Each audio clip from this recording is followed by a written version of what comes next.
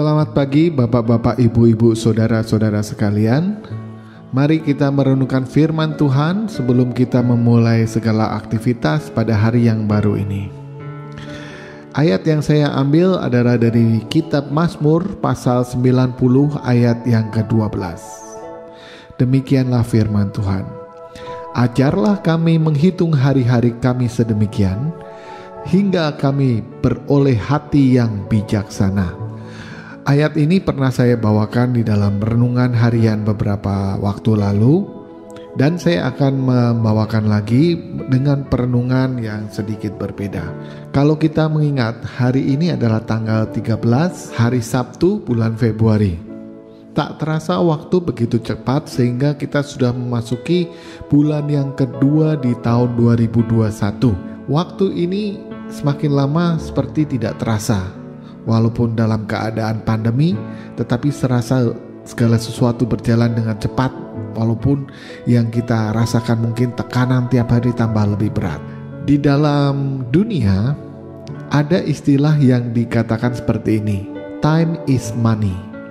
Waktu adalah uang. Dan waktu adalah uang ini merupakan slogan bukan dari barat, bukan dari negara-negara barat, tetapi sebenarnya ini berasal dari negara Cina. Slogan ini digunakan untuk mereformasi ekonomi Cina pada waktu itu, yang digunakan oleh Deng Xiaoping sekitar tahun 1984. Dan sampai sekarang istilah ini sangat terkenal luas. Time is money. Lengkapnya istilah ini adalah time is money, efficiency is life. Waktu adalah uang dan efisiensi adalah hidup. Itu adalah slogan yang digembar-gemborkan di tahun 1984 untuk mereform ekonomi Cina pada waktu itu. Bagi kita sebagai orang Kristen, memang ini tidak tepat. Karena time is money itu tidak tepat. Karena apa? Waktu itu tidak bisa ditukar ataupun disetarakan dengan uang. Kita sering mendengar cerita bahwa ada seorang yang semasa hidupnya dihabiskan untuk bekerja keras menghasilkan uang yang banyak, sehingga tidak memperdulikan sekitar, tidak memperdulikan keluarganya. Tahu-tahu dia sudah tua, kesehatan menurun, dan dia memiliki uang banyak. Tetapi apa yang dia dapatkan selain uang yang banyak? Dia tidak mengenal keluarganya, dia tidak akur dengan anaknya, dia tidak akur dengan istrinya, keluarganya keluarganya berantakan. Kadang dia ingin memberikan semua uangnya untuk bisa kembali kepada masa mudanya. Tetapi hal itu adalah hal yang tidak mungkin. Jadi kita dapat bersepakat bahwa waktu itu tidak setara dengan uang. Dan betapa malangnya hidup kita kalau setiap detik dalam hidup ini tolok ukurannya adalah uang yang dihasilkan. Itu kita seperti hidup dalam kemalangan.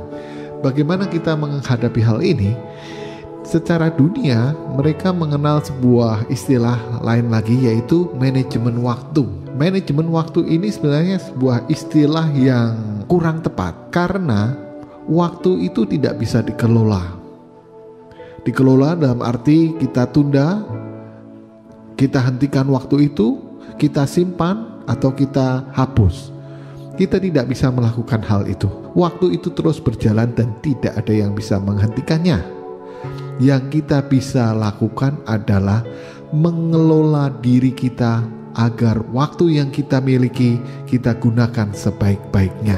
Dalam Pengkhotbah 3 ada sebuah perikop yang menyatakan untuk segala sesuatu ada waktunya. Nah, ayat 1 Pengkhotbah 3 ayat 1, untuk segala sesuatu ada masanya. Untuk apapun di bawah langit ada waktunya.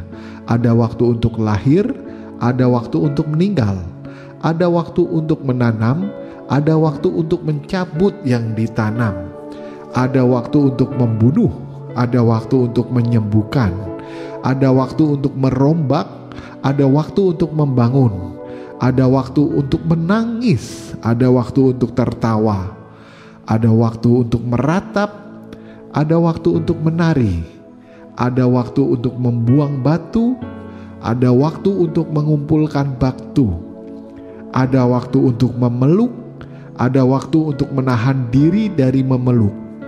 Ada waktu untuk mencari, ada waktu untuk membiarkan rugi. Ada waktu untuk menyimpan, ada waktu untuk membuang. Ada waktu untuk merobek, ada waktu untuk menjahit. Ada waktu untuk berdiam diri, ada waktu untuk berbicara. Ada waktu untuk mengasihi, ada waktu untuk membenci.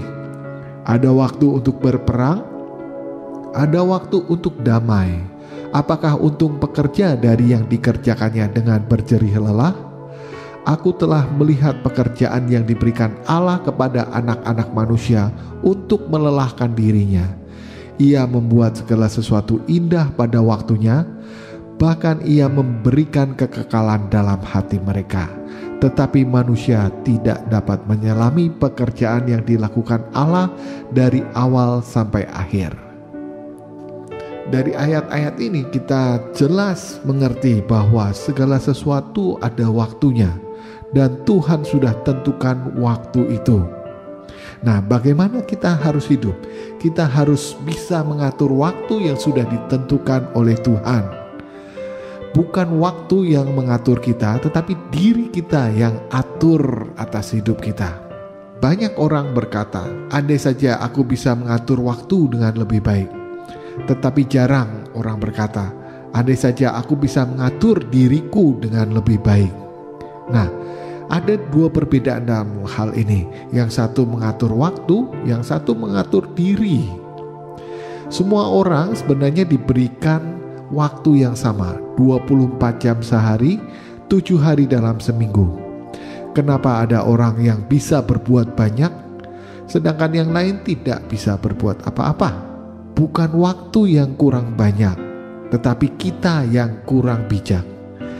Kita mengatakan waktu kurang banyak untuk menutupi ketidakmampuan kita mengatur diri kita sendiri.